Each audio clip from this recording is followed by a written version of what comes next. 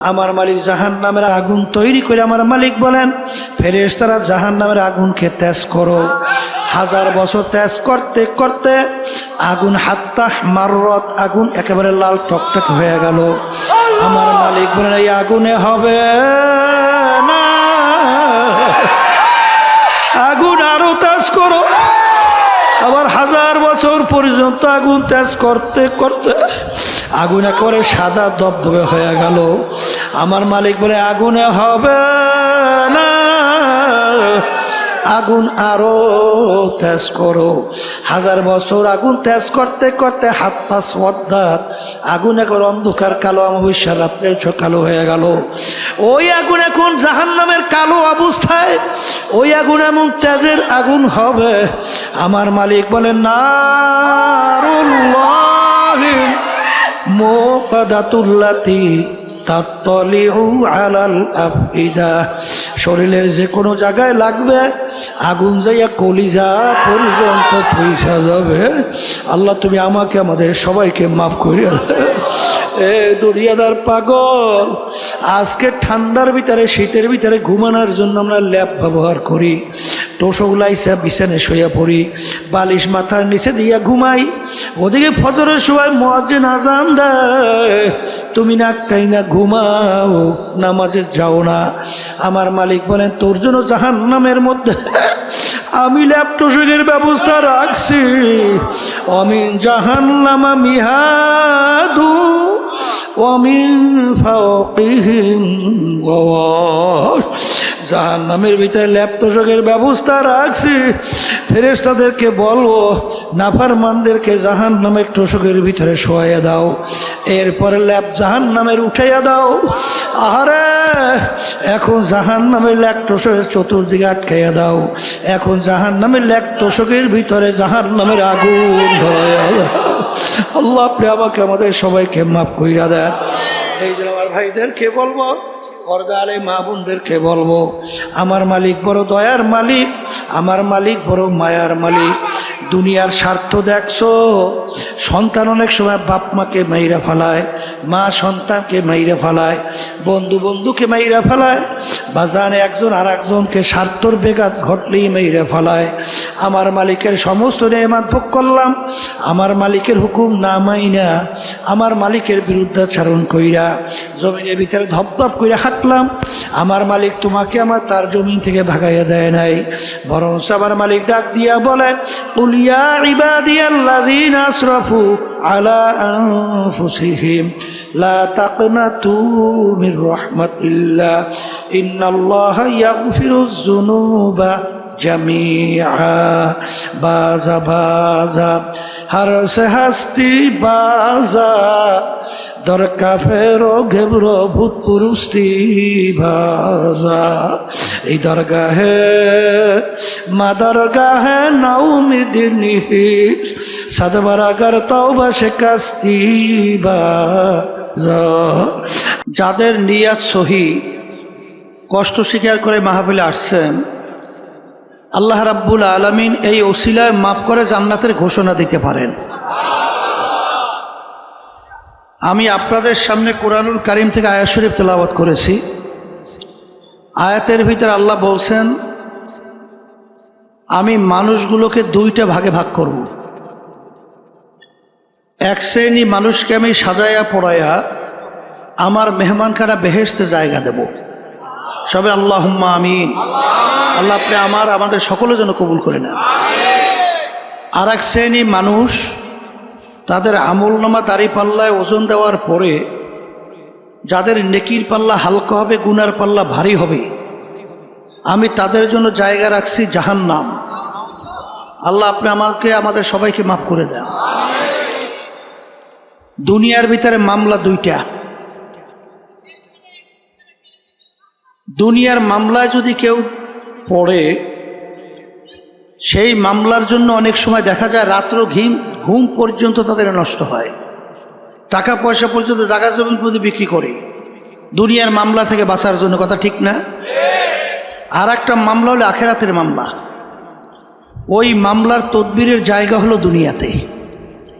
এই দুনিয়াতে থাকা অবস্থায় আখেরাতের মামলা, ওইটার তদবির করার পরই আপনাকে আমাকে রওনা করতে হবে। কথা ঠিক না? এখন দুনিয়ার মামলা পরিচালনা করার জন্য উকিল ধরা লাগে না? না লাগে না? না লাগে না? আর আখেরাতের মামলার তদবিরের জন্য উকিল লাগে। সেই উকিল হলো হক্কানি ওলামায়ে কেরাম, হক্কানি পীর বুজুর্গেরা।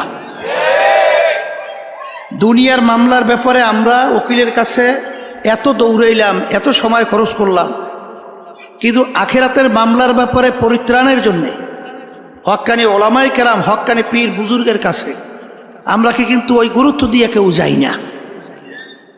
যদি আমরা নাই যাই তাহলে ওই মামলায় পরিত্রাণ পাবো কিভাবে? সম্ভব? আর এই যে বলছি হক্কানি ওলামায়ে কেরাম, পীর বুজুর্গ, হক্কানি, তাদের কাছে যাওয়া লাগবে কেন? আল্লাহ রাব্বুল আলামিন আপনাকে আমাকে হুকুম করছেন ওয়াকুনু মা'আস সাদিকিন, তোমরা সাদিকিন বান্দাদের সঙ্গী হও।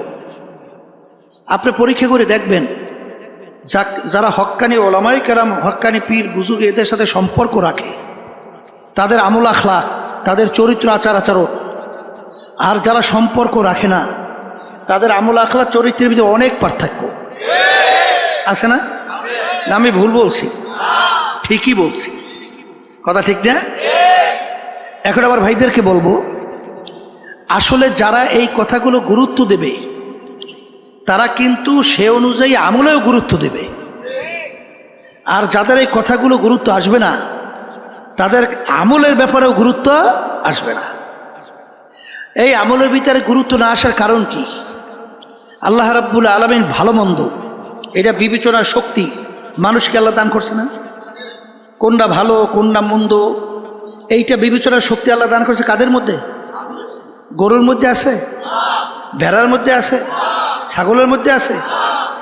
একটা গরুকে আপনি যত বুঝাবেন, যেই মালিক যদি বলে এই আম গাছটা আমি খুব শখ করে আনছি, দামও অনেক, তোকে আমি আদর যত তো কম করি না, তোকে প্রয়োজন বোধে আরও ভালো ভালো জিনিস খৈর ভুসি সহ সব ব্যবস্থাই করব, কিন্তু এই আম গাছটা খাইস না।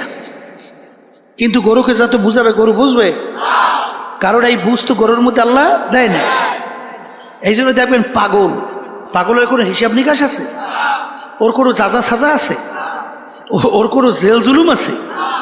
কারণ যখন প্রমাণিত হবে ও পাগল, তখন ওর ব্যাপারে কোনো কিনা আইন নাই, কিনা হয়। কিন্তু পাগলের চক্ষু আছে না, হাত আছে না, পাও আছে না, অন্য অন্য অঙ্গ প্রত্যঙ্গ আছে না? কিন্তু শুধুমাত্র ওই যে ব্রেইন, ওই যে জেহেন, যার মাধ্যমে ভালো মন্দ বিবেচনার শক্তি আল্লাহ দান করছেন, ওইটা যখন নষ্ট হয়ে যায় তখন কিন্তু তার কোনো গুরুত্ব থাকে না। এই জন্য আমার ভাইদেরকে বলবো, মনে করছেন আমরা ওলামায়ে কেরাম কিছু বুঝি না? আরে বুঝতে শুনলেই তো টুপি রাখছি, বুঝতে শুনলেই তো লম্বা জামা গাই দিছি, বুঝতে শুনলেই তো দাঁড়িয়ে রাখছি, বুঝতে শুনে আল্লাহর রহমতে হারাম থেকে বাইসে থাকার চেষ্টা করি। হজরে মুয়াজ্জিন আজান দেয়, ওই শীতের কনকুইন্ডে ঠান্ডার মধ্যেও ল্যাপ তোষক ফালাইয়া পাগলের মতো উঠা মসজিদে দৌড়াই না। কারণ কি? ভালো করে চিন্তা ভাবনা করে দেখছি এই ব্রেন দিয়া, যে আসলে দুনিয়ার ভিতরে একটাই কিতাব, যেই কিতাবের শুরুতে লেখা আছে যালিকাল কিতাব লা রাইবা ফি। এই যে কিতাব তো এর ভিতরে কোনো ভুল সন্দেহ বলতে কিছু নাই। আজ পর্যন্ত দুনিয়া সৃষ্টির পরে আপনারা জানেন কত ইসলামের শত্রু গেল, এই আল্লাহ রসুলের জমানায়ও ছিল, মাঝখানেও গেছে, বর্তমানেও আছে। আজ পর্যন্ত কোরআন কারীম থেকে ভুল বের করতে পারছে? বরঞ্চ যারাই কোরআন কারীম নিয়ে ভুল বাড়া করার চেষ্টা করছে তারাই কিন্তু কালিমা হইয়া মুসলমান হয়ে গেছে। আপনারা জানেন ওই যে কানাডার টরেন্টো হয়েছে কানাডার রাজধানী, সেখানে ইউনিভার্সিটির প্রফেসর ক্যারি মিরল গণিত এবং যুক্তিশাস্ত্রের উপরে পাণ্ডিত্য অর্জন করছে। বাইবেল শাস্ত্রের উপরে এত পাণ্ডিত্য অর্জন করছিল, ধর্মীয় খ্রিস্টানদের ধর্মযাজক তার সঙ্গে যখন আহমদ দিদারের সঙ্গে ডিবেট হয় কোরআনুল কারীম এবং বাইবেল নিয়া, তখন তিনি কোরআনুল কারীম রিসার্চ করতে যাইয়া এক পর্যায়ে তিনি যখন দেখলেন কোরআনুল কারীমের শুরুতে লেখা আছে যালিকাল কিতাব লা রাইবা ফি, এইটা পড়ার পরে তিনি হতভম্ব হয়ে গেছে যে দুনিয়া সৃষ্টির পরে এরকম কোনো ইতিহাস, এরকম কোন নজির নাই যে কেউ আজ পর্যন্ত তার লেখনীর মধ্যে, তার আবিষ্কারের মধ্যে, তার দর্শনের মধ্যে কেউ এরকম চ্যালেঞ্জ দিয়ে বলতে পারছে যে আমার লেখনীতে কোনো ভুল নাই, আমার দর্শনে কোনো ভুল নাই, আমার আবিষ্কারে কোনো ভুল নাই? আজ পর্যন্ত পারছে? কিন্তু একটাই কিতাব যার শুরুতে লেখা আছে ভুলও নাই, সন্দেহ নাই। এইটা তিনি পড়ার পরই তিনি যত সামনে অগ্রসর হয় রিসার্চ করে, ততই কোরআনুল কারীম তাকে উল্টা প্রশ্ন ছুড়ে দেয়, তুই যত ভুল তালাশ করবি এই কালামে করে ভুল ভাবি না। এক পর্যায়ে তিনি দেখলেন যে কোরআনুল কারীম আল্লাহর হাবিব সাল্লাল্লাহু আলাইহি ওয়াসাল্লামের উপরে নাযিল হয়েছে। মুসলমানদের নবী না? আমাদের নবী না? কথা বলে না? খ্রিস্টানরা আমাদের নবীর নবী মানে? তারা নবী মানে ঈসা আলাইহিস সালামকে। কথা ঠিক না? কিন্তু নিয়ম কি? অন্য অন্য ধর্মাবলম্বী বা অন্য অন্য ধর্মের নবী বা কেউ যদি নিজে কোনো লেখনী লিখে থাকে, দেখবেন তার গুণকীর্তন, তার বংশের গুণকীর্তন, তার স্ত্রী সন্তানাদির গুণকীর্তন লেখে কিন্তু অনেকাংশে মানুষের আকর্ষণ তৈরি করার চেষ্টা করে। কিন্তু কোরআনুল কারীমের ভিতরে তিনি পড়ে দেখে যে কোরআনুল কারীমের ভিতরে প্রায় 34 বারের মতো ঈসা আলাইহিস সালাম, মারিয়াম আলাইহিস সালামের নাম আসছে। এই নবী তো তাদের নবী, প্রশংসা সহকারে। একটা সূরাই নাজিল হয়েছে কোরআনুল কারীমের মধ্যে, সূরা মারিয়াম। এইটা পড়ার পর তিনি আরো আশ্চর্য, তিনি যদি নিজেই কোরআনুল কারীম লিখতেন তাহলে আমাদের নবীর প্রশংসা তিনি কেন এইভাবে লেখলেন? আর তার নামের প্রশংসা এত নাই কেন? আর আল্লাহ রাসূল সাল্লাল্লাহু আলাইহি ওয়াসাল্লামের নাম আসছে মাত্র 4 বার, আর তার একক ঈসা আলাইহিস সালামের নাম আসছে প্রায় 25 বার এর মতো। আচ্ছা, তিনি এই আলোচনা করার পরে, রিসার্চ করার পরে ওই জ্ঞান, ওই ব্রেন তাকে বলতেছে আর সময় ক্ষেপণ করিস না, কালিমা আবার মুসলমান হয়ে যা। শেষ পর্যন্ত কিন্তু কালিমা পড়ে মুসলমান হয়ে গেছে। এরকম একটা দুইটা ঘটনা না, এ হাজার হাজার লক্ষ লক্ষ কোটি কোটি ইতিহাস। মরিস বুকাইলের নাম শুনছেন? ফ্রান্সের বিশ্ববিখ্যাত বৈজ্ঞানিক। তিনি একটা বইও লাগছেন, বাইবেল, কোরআন ও বিজ্ঞান, 400-450 পৃষ্ঠা ব্যাপী। তিনি ওখানে কোরআনুল কারীম, বাইবেল, তাওরাত, ইনজিল উল্লেখযোগ্য 4 কিতাব, আর আসমানি কিতাবের সংখ্যা নাজেল প্রায় 160।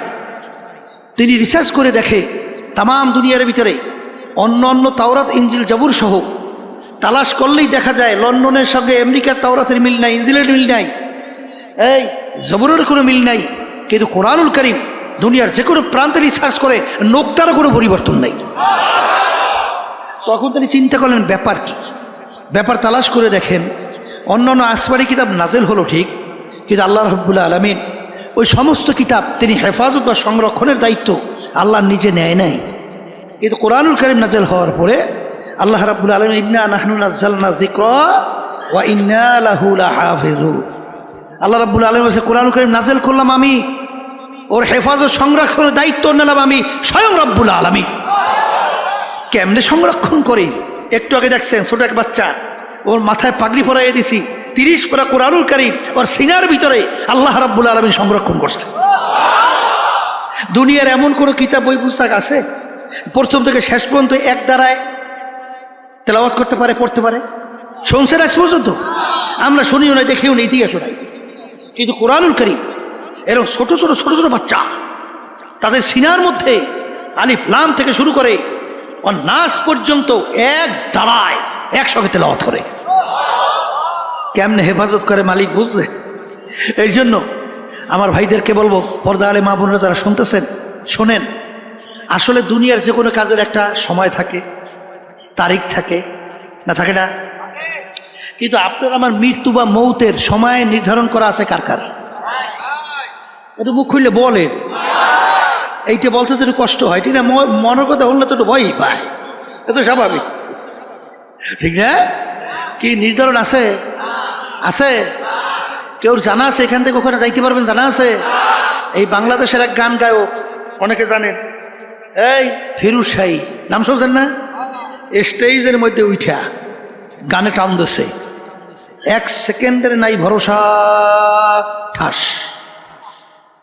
নাই ভরসা, কইতে আছে এর ভিতরে পড়িয়ে গেছে, এর ভিতরে দেখে দুনিয়াতে না। আল্লাহ বলছেন যে তোর মাধ্যমেই দেখাবো, তুই বলছো সেকেন্ডের ভরসা নাই, আসলেই তো নাই। দেখ কেমনে নাই, আস্তের উপরে পড়ে গেছে, আর দুনিয়াতে নাই। এই ঢাকা সদরঘাট, সেখান থেকে লঞ্চ আসছে বরগুনা যাবে, এই নদীর ভিতরে লঞ্চের ভিতরে আগুন ধরে গেছে। এখন যুবক ছেলে আগুনের ভিতরে আটকে পড়ে গেছে, বাপের কাছে মোবাইল করে, আব্বা যান দেখা হবে কিয়ামতের ময়দানে। আর দেখা হয় নাই, দেখা করতে পারে নাই, উইরা ছাই হয়ে গেছে। এই জন্য আর বাজানদেরকে বলবো, শোনেন, আল্লাহ এমন কোন ধর্মাবলম্বী নাই যেই ধর্ম যারা বিশ্বাস করে, হিন্দু, খ্রিস্টান, ইহুদি, অন্যান্য যে ধর্মাবলম্বী, উপজাতি সহ কোন ধর্মাবলম্বী আছে তারা পরকাল বিশ্বাস করেন? এরকম কোন ধর্মাবলম্বী আছে? সবাই বিশ্বাস করে না, করে না? এই আমরা মুসলমান, আমরাও তো পরকাল বিশ্বাস করি না? করি। তাহলে আজ পর্যন্ত মুসলমান জাতি ছাড়া অন্য কোনো জাতি চ্যালেঞ্জের মাধ্যমে দুনিয়ার ভিতরে বুক ফুলাইয়া গলা টান করে কেউ বাঁচতে পারে নাই। একমাত্র মুসলমান জাতি দুনিয়ার ভিতরে চ্যালেঞ্জের মাধ্যমে বুক ফুলাইয়া গলা টান করে বেঁচে আছে। কথা ঠিক না? ঠিক। আজকে মুসলমানের ঘরে জন্মগ্রহণ করার পরে খোদা নাখাস্তা যদি আল্লাহর হুকুম নবীর তরিকা অনুযায়ী না চইলা কেউ যদি আল্লাহর কাছে হাজিরে দেন, পথ কয়টা, রাস্তা কয়টা, দল কয়টা, আসতে কয় দুইটা না? ফারিকুম ফিল জান্নাতি ফারিকুম ফিস সাইর, কয়টা? কয় গুরু হইবি কয়টা? হ্যাঁ, এখন বেহেশতে কারা যাবে? আল্লাহর মেহমান খানায়। জাহান্নামে কারা যাবে? এইটা জানা লাগবে না? কথা বেশি লম্বা বলো না, সংক্ষেপ। হেদায়েতের মালিক আল্লাহ। হেদায়েতের মালিক কে? আল্লাহ। দোয়া করতে থাকেন, আল্লাহ রাব্বুল আলামিন আমাদেরকে যেন পরিপূর্ণ হেদায়েত দান করে। আল্লাহ রাব্বুল আলামিন বলছেন বেহেশতে যাওয়ার জন্য শর্ত দুইটা। কয়টা? ইন্নাল্লাযীনা আমানু ওয়া আমিলুস সলিহাত কানাত লাহুম জান্নাতুল ফিরদাউসি নুজুলা। বেহেশতে যারা যাইতে চাও, আল্লাহ শর্ত লাগাইছেন, দুইটা কাজ করা লাগবে। একটা হলো ঈমান আনা লাগবে। জোরে বলেন, কি আনা লাগবে? ঈমান একটা আরবি শব্দ, বাংলা অর্থ হলো বিশ্বাস। বিশ্বাস আবার তিন জিনিসের সমন্বয়। মুখে স্বীকার করা আল্লাহ কয়জন? একজন। অন্তরে বিশ্বাস করা লাগবে আল্লাহ কয়জন? কাজে প্রমাণ করে দেখানো লাগবে আল্লাহ কয়জন? রিজিক দেওয়ার মালিক বলেন, মুখ খুলে বলে আল্লাহ। এই মারুই না বা সুই না মালিক, এই ভালো মন্দ এর মালিক। এই আল্লাহর বান্দারা ভালো কইরা বোঝেন, ক্ষমতা দেওয়া নেওয়ার মালিক। কুলিল্লাহুম্মা মালিকাল মুলক। দেখা যায় আমার মালিক বাদশার বাদশা, রাজার রাজা। আল্লাহ যাকে ইচ্ছা করেন বাদশাহী দেন, আবার ছেড়ে নেয়। এই 5ই আগস্ট যে ঘটনা মালিক দেখাইলেন, 1 ঘন্টা আগেও মনে হয় আমাদের দেশের যে জালেম শেখ হাসিনা বোঝে নাই। বুঝছিল, বুঝছিল, বুঝছিল। ভাত পা করে খাইয়ে যাইতে পারে, এটাই সব রাখে যাওয়া লাগছে। 1 ঘন্টার ব্যবধানে বুঝে দেয় যে একটু আগে বাদশাহ, একটু পরেই হয়েছে যাইয়া একেবারে ঘিরে নিত। কথা ঠিক না? ঠিক। কে করে? হ্যাঁ, এই ক্ষমতা দেওয়ার, সম্মান দেওয়ার মালিক, নেওয়ার মালিক, আইন দেওয়ার মালিক। কিন্তু বর্তমানে আমার বাজানরা বলবো, পর্দালে মা বোনরা যারা শুনছেন, এক শ্রেণী আমার বাজানরা অনেক অনেক ক্ষেত্রে আমার মালিককে মনে করে এইটা মালিক, ইমানের ব্যাপারে কোনো ঘাটতি নেই বলে। কিন্তু এক শ্রেণী আমার বাজানরা মানব রচিত তন্ত্র মন্ত্র, আল্লাহ রাব্বুল আলামিন বলো আজতানিবুত তাগুত, তোমরা তাগুত থেকে পরহেজ করো। তাগুত কাকে বলে? মানব রচিত তন্ত্র মন্ত্রই হলো তাগুদের ভিতরে বড় একটা তাগুত। এ আল্লাহর বান্দারা, পর্দালে মা বোনেরা, যে ইঞ্জিনিয়ার তৈরি করে, ওই ইঞ্জিন সম্পর্কে ওই ইঞ্জিনিয়ার ভালো জানে কোন পাইপের ভিতরে মোবিল ঢুকাতে হবে, তৈল ঢুকাতে হবে। কেউ যদি মোবিলের পাইপে তৈল ঢুকায়, কেউ যদি তৈলের পাইপের ভিতরে মোবিল ঢুকায়, ইঞ্জিন ভালো চলবে না ধ্বংস হবে? মানুষ জমি সৃষ্টি করছেন কে? কোন নিয়ম নীতি অনুযায়ী আমার মানুষ যদি দুনিয়ার ভিতরে চলে দুনিয়াতে শান্তি পাবে, আখেরাতে মুক্তি পাবে? আমার মালিক ভালো জানে না তুমি আর আমি ভালো জানি? হ্যাঁ, মুখটা বলি তো ঠিক, কে যে এক শ্রেণী আমার বাজান তারা কিন্তু এই মানব রচিত তাগুদের ভিতরে পিছনে জীবন শেষ করছেন। কিন্তু আমার বাজানদেরকে বলবো, পর্দার মা বোনদেরকে বলবো, আমার পে কেউ রাগ কইরা না, ওলামায়ে কেরামদের পরে কেউ রাগ কইরো না রে বাজান। আমার মালিক বলেন, ইয়াউমা নাদউ কুল্লা উনাসিন বিইমামিহিম, কিয়ামতের ময়দানে আমার মালিক প্রত্যেকটা মানুষকে তার দলের নেতা নেত্রীর সঙ্গে ডাকবে। আয়াতের অর্থ ঠিক আছে? এই আয়াতের অর্থ ঠিক আছে? এখানে কি দুই একজন মানুষ সব মানুষ না? দুই একজন বাদ? এই সব মানুষ কিনা? হ্যাঁ, আমার মালিক তার দলের নেতা নেত্রীর সঙ্গে ডাকবেন। ডাইকে আমার মালিক বলবেন, তোর দলের নেতা নেত্রী যেদিকে যায় ওদের পিছনে পিছনে সেই দিকে চল। এক কথায় তোমার নেতা নেত্রী যেখানে জায়গা, আমার আল্লাহ বলেন তোরও সেইখানে জায়গা। আমার রাগ করছেন না? হ্যাঁ, আল্লাহর রাস্তায় মাফ চাই, আমার রাগ করে কোনো লাভ নাই। আমি তো আয়াত শুনাইছি কোরআনুল কারীম থেকে। রাগ হলে তো আল্লাহ আল্লাহ রসুলের সঙ্গে হও, হ্যাঁ বোঝাপড়া তাদের সঙ্গে করো। কথা ঠিক না বাড়ি? এই জন্য আর বাজানদেরকে বলবো, এ আল্লাহর বান্দারা, পর্দা আলে মা বোনেরা, যাদের ভিতরে আল্লাহ জ্ঞান দান করছে সেই আমার বাজানদেরকে বলবো, আমার মালিকের কাছে দোয়া করো। মালিক যখন মাহফিলে নিয়ে আসছেন দিনের সহি বুঝদান করেন। আর আমার মালিক বলেন, তোমরা যদি আমার কাছে চাওয়ার মতো চাও আমি তোমাদেরকে সেই অনুযায়ী দান করব। উদউনি আস্তাজিব লাকুম, বান্দাবান্দি আমাকে ডাকবি আমি তোর ডাকে সাড়া দেব। লা তাখুযুহু সিনাতুন ওয়ালা নাওম, আমার মালিক বলে আমার ঘুমও নাই জিমানিও নাই। আমার মালিকের ঘুম জিমানি নাই, চিন্তা একদিনও করছো কেন? আমার মালিক বান্দাবান্দিকে বড় মায়া করে। আরে বান্দাবান্দি রাত্র ৩টার সময় বিপদের ভিতরে পইরা যখন করুণ সুরে ডাক দেয় আল্লাহ, আমার মালিক যদি তখন ঘুমায়া থাকে, আমার মালিক তখন তোর ডাকে কিভাবে সাড়া দেবে? আমার মালিক বলে, বান্দা বান্দি রে, তোর মায়া আমাকে ঘুমাইতে দেয় না। তুই যখন বিপদে পড়ে আমাকে ডাকবি সঙ্গে সঙ্গে যদি আমি তোর ডাকের সাড়া দিতে পারি।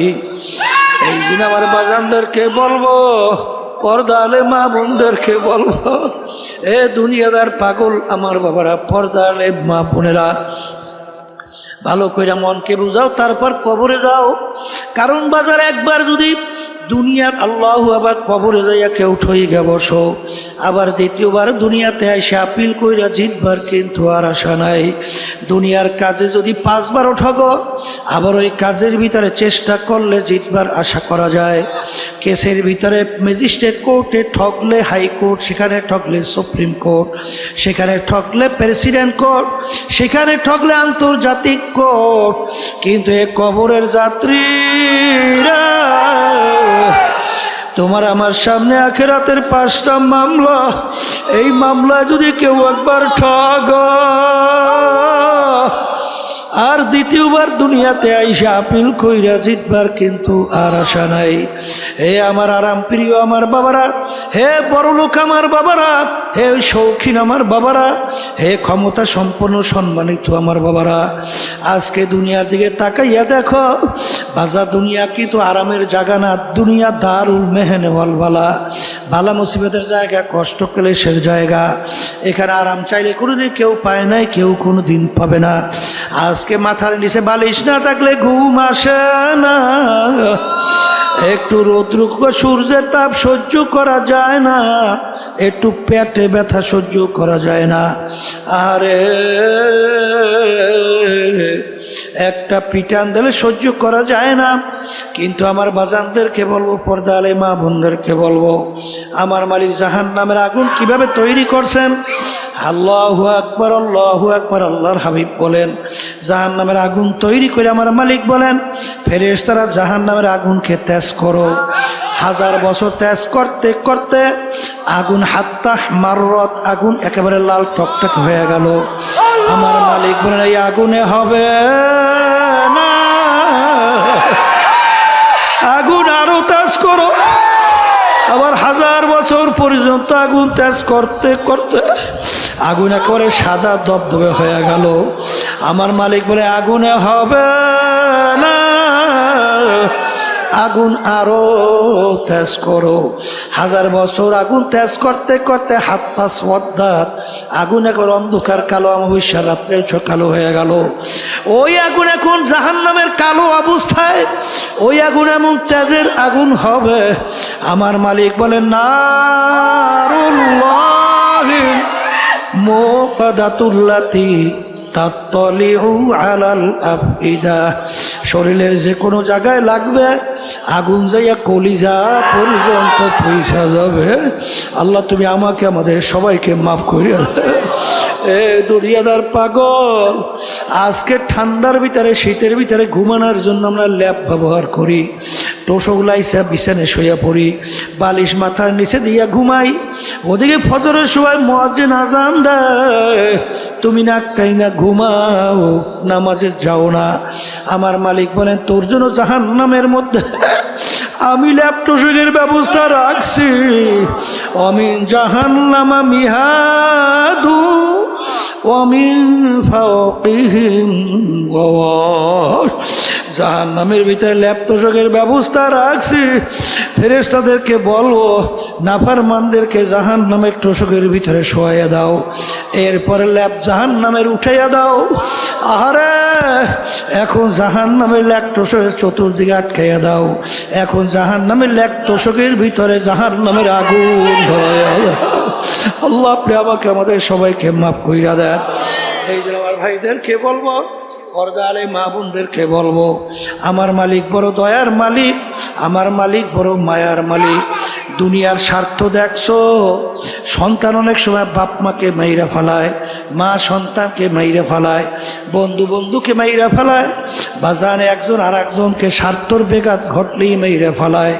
আমার মালিকের সমস্ত নেয়ামত ভোগ করলাম, আমার মালিকের হুকুম না মাইনা, আমার মালিকের বিরুদ্ধাচরণ কইরা জমিনের ভিতরে ধপধপ করে হাঁটলাম।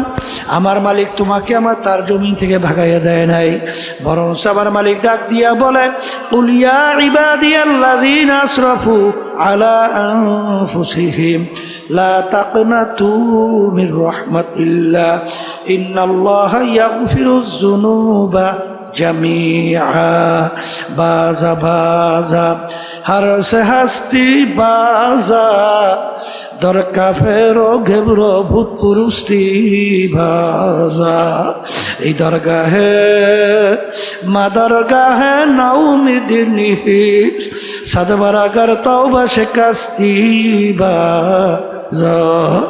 আমার মালিক বলেন, তুই শতবার তওবা ভঙ্গ করছ, এমনকি তুই যদি ভূত পূজার মতো পূজা কইরা তুই অন্যায় কইরা থাকো, খালেস তওবা যদি কইরা 2 হাত আমার দিকে উঠাইয়া তুই চোখের পানি ছাইরা তুই যদি আমাকে ডাক দিতে পারো, হে আমার দয়ার মালিক,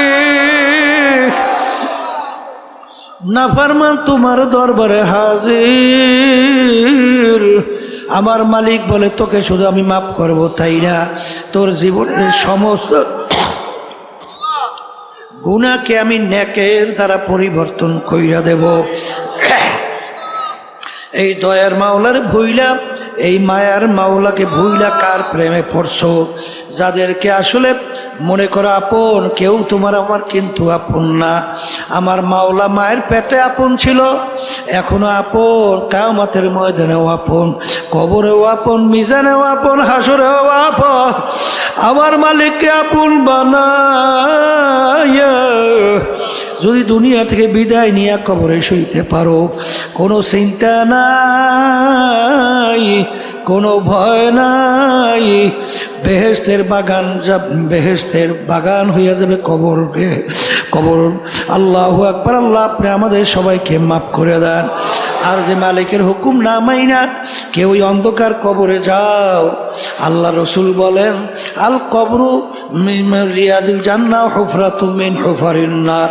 জাহান্নামের আগুনে এসে ভইরা যাবে, 99 বিষাক্ত সাপ পেঁচাইয়া পেঁচাইয়া কামড়াবে। মালিক দয়া মায়া করে তুমি বৃষ্টির ভিতরে তাকাইয়া দেখো।